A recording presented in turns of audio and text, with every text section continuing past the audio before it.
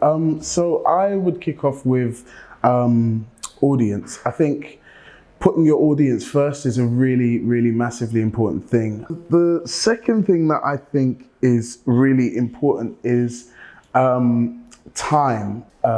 There's always a limited time. There's like a date that the show has to happen.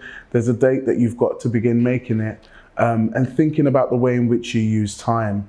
Assisting. Like being an assistant director is like probably the most undefined role in theatre. Something that I think is important to think about as directors is like vision as well. I kind of feel like you can kill a production with too much vision.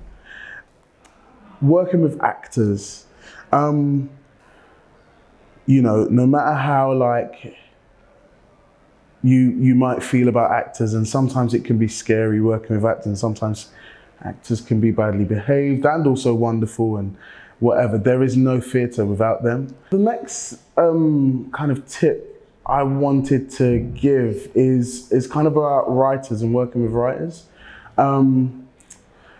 Especially on new plays, I think something that we like forget a little bit, like we get a bit carried away with the story that we've got, but we sometimes forget that like the playwright has been with the story the longest. The next thing that I would like give as a piece of advice is to really anchor yourself in the real world, looking after yourself. Directing, you know, everybody says it, like directing can be really lonely, it can be really vulnerable. It is like really important that we think about like well-being. Be yourself. Like who I am specifically and individually is like the greatest currency I have, because I think people respect that as well, and they can sniff when you're not being real.